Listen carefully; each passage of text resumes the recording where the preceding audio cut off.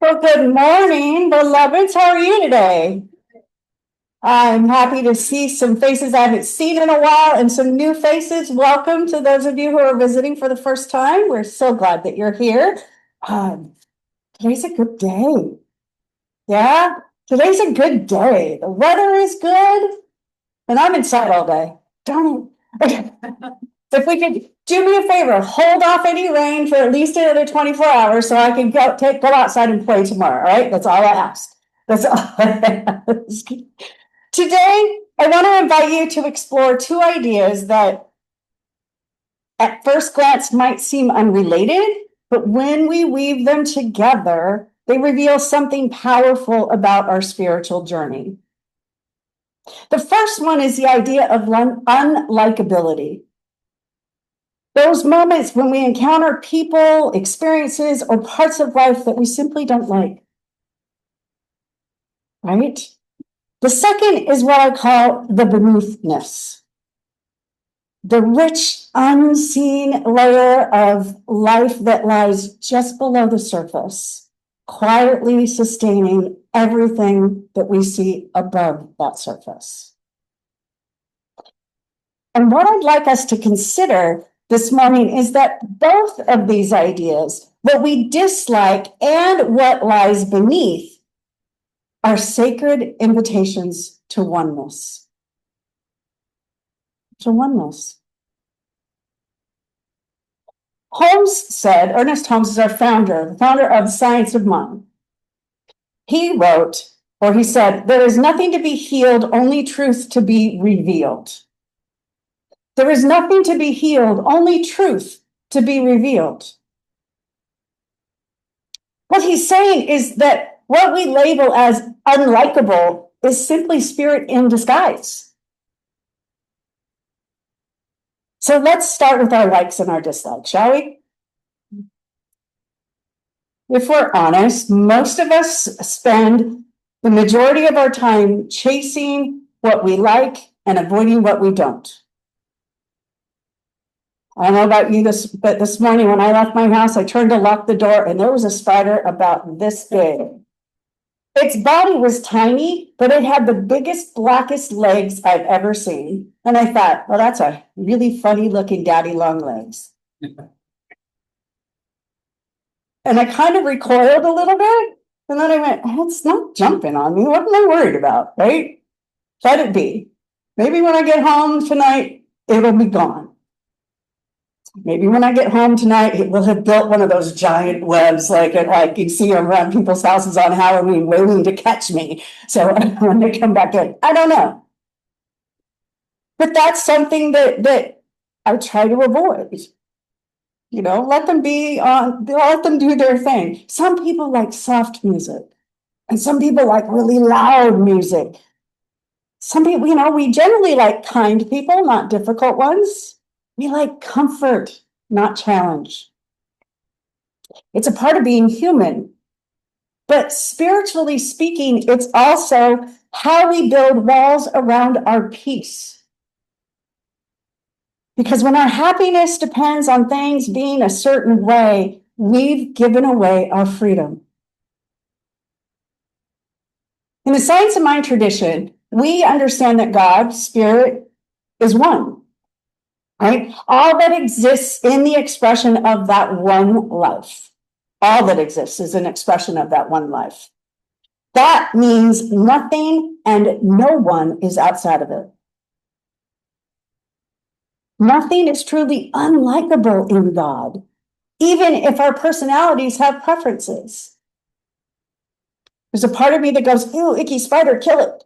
And the other part of me that says, it's a part of the one. Leave it alone. I don't know about you, but in my house, I have a no trespassing rule with the spiders. They come in the house, they get evicted. If they don't want to be evicted, we're going to have a problem, right? I will gently encourage them outside. Not so much with the banana slugs on the porch, but I will generally encourage them, right? Ernest Holmes reminded us that the same presence that created the stars lives within each of us. So if we say, I love God, but then turn around and say, I can't stand that person or that thing, we've missed the point. This doesn't mean we have to pretend to like everything. We don't. It means that we can learn to see beyond our personal preferences, to look at life with the eyes of love, not judgment. Not judgment. So shifting from dislike straight to love can be hard, right? It's a big leap. But there's a bridge we can build, and that bridge is called respect. When you come across something that you dislike, whether it's a type of music, a personality, or even an insect, you can start by learning about it. Lean in, ask questions. If you are afraid of bees, study them. Ask Tanya about bees. Ask Gail about bees, right? Learn how essential they are to life on this planet. If you can't stand a certain viewpoint, take the time to understand why someone might hold it. If you can't stand somebody's viewpoint, take the time to understand their viewpoint. Learn about it. Through curiosity and understanding, we soften our hearts. We may never come to like everything, but we can come to respect everything's place in the whole. That's what unconditional love looks like. Not liking everything, but honoring everything as a part of the divine order. So this brings to surface our second idea, the beneathness. Author Linda Lynn Hopt writes about walking barefoot on the earth and discovering the life beneath her feet. The mycelia, the roots, the worms, the decomposers, all of it is teeming with life. She calls this living network the beneathness. We don't see it, but without it, nothing above can live. Every tree, every flower, every bird singing above depends on what's happening below. Spiritually, this is true for us as well. Beneath our personalities, beneath our likes and dislikes, beneath our opinions and identities, there is something whole and alive. That's the presence of God. It's what Ernest Holmes calls life itself. And it's what Jesus meant when he said the kingdom of heaven is within you. It's always there. So when we get quiet enough, when we take off the shoes of our judgment and stand barefoot on the soil of our being, we can feel that beneathness. We realize that our inner world, with all its decomposition and transformation and renewal, is the same divine process that sustains all of creation. So let's talk about the beneathness within. Life is infinite energy, the reality of all that is visible and invisible. This is Ernest Holmes connecting the idea of beneathness to the infinite vitality of life.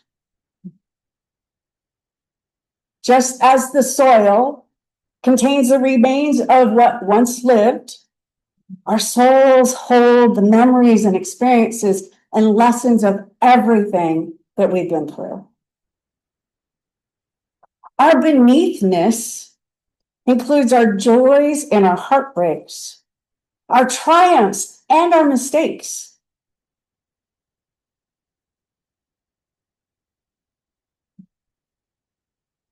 I just lost my spot.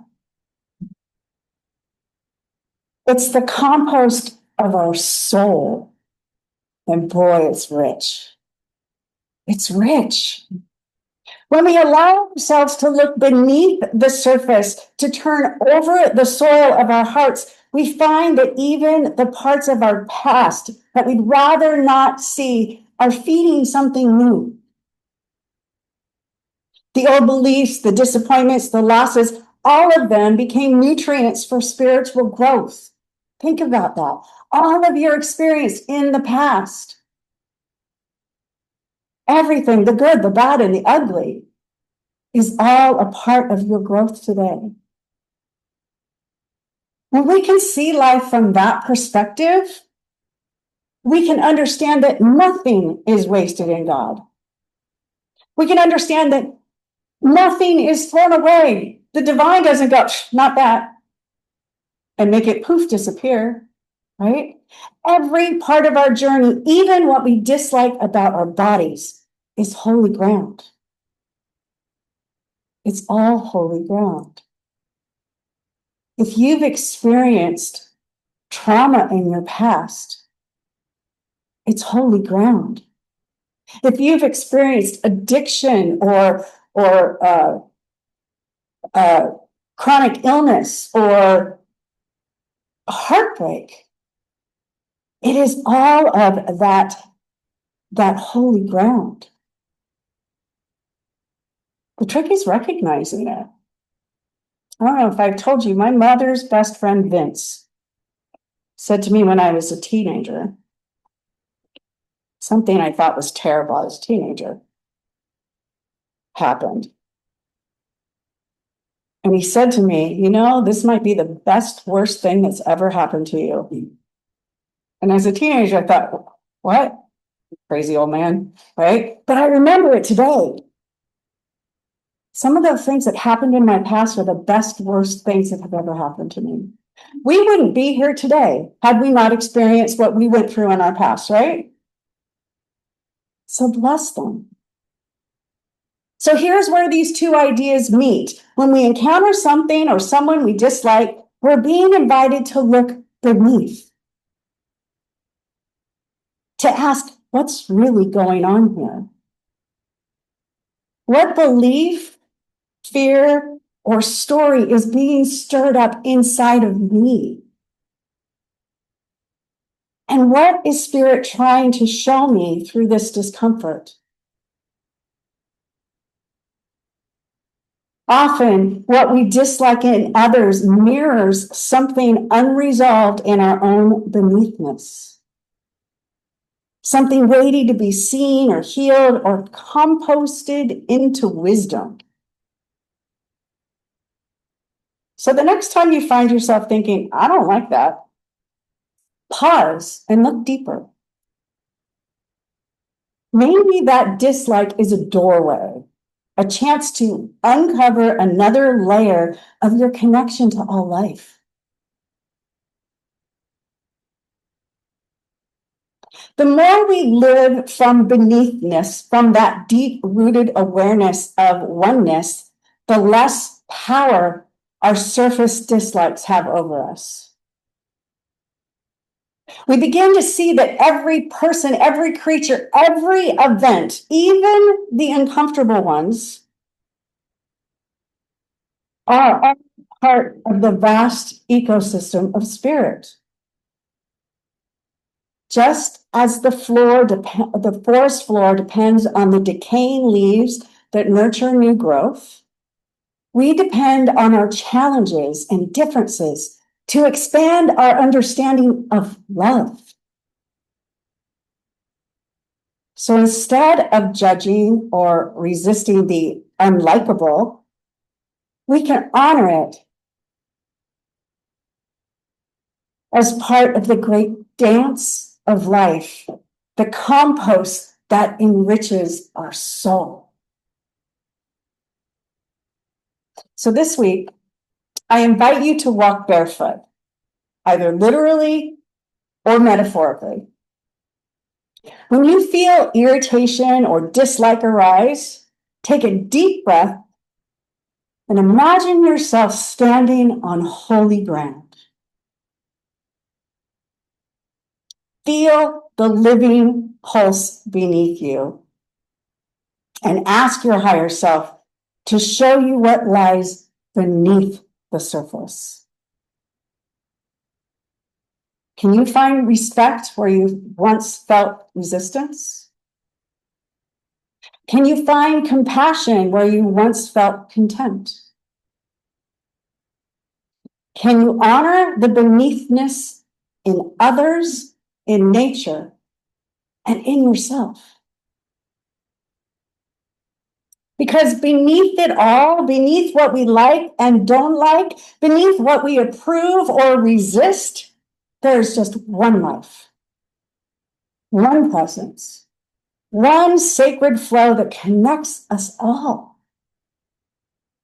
And when we live from that awareness, when we love from that depth, we become a part of the holy compost that renews the world.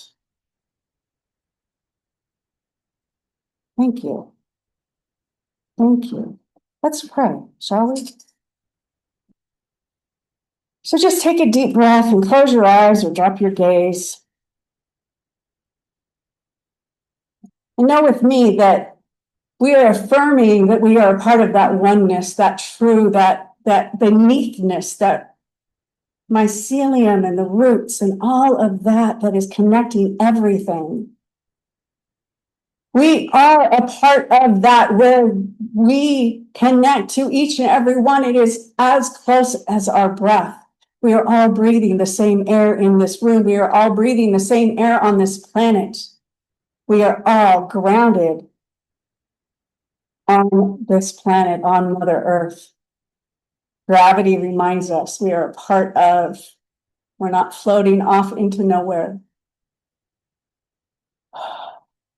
And in that groundedness, in that recognition that we are one, we know, we can claim, and we can affirm that everything is possible. Healing is possible. We know that healing comes in many forms. It could be physical, emotional, financial. It could be healing of any grief, anything that might be holding us back. We know that that healing is a part of the process, that whatever has been uncomfortable for us is also a part of it, God, the divine. And we honor it, we bless it, and we move forward into the newness of the observation and the understanding of the oneness. See, that beneathness that resides within us, that's the truth of who we are.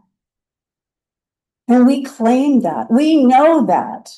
And so I'm claiming for this day, for this community, that we connect with that. We are fully connected with that.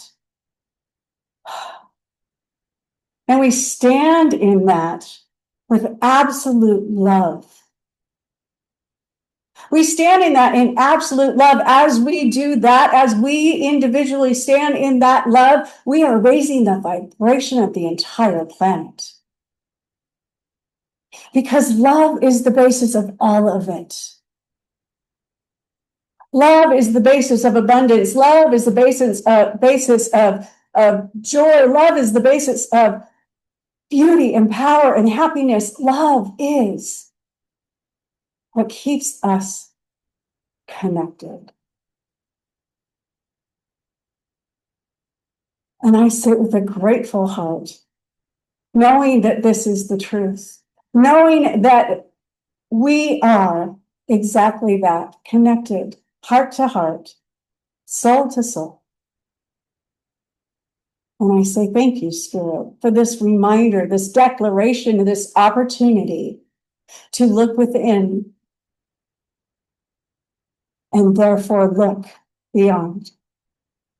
So I release this prayer into the law of mind, knowing that it is already done, that even before these words were spoken,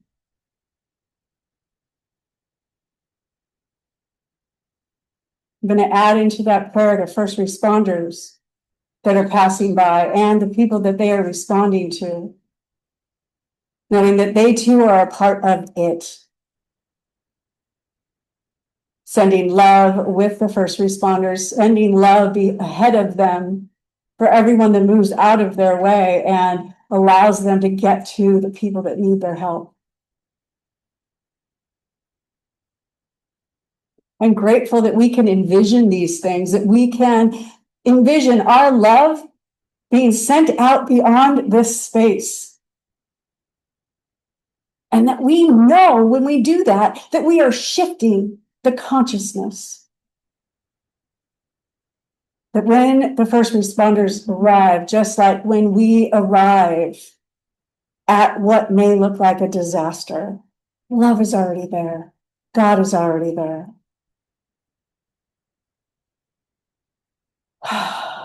So I release this prayer with gratitude. Gratitude of the perfect reminder right outside of our doors. And the reminder in the beneathness.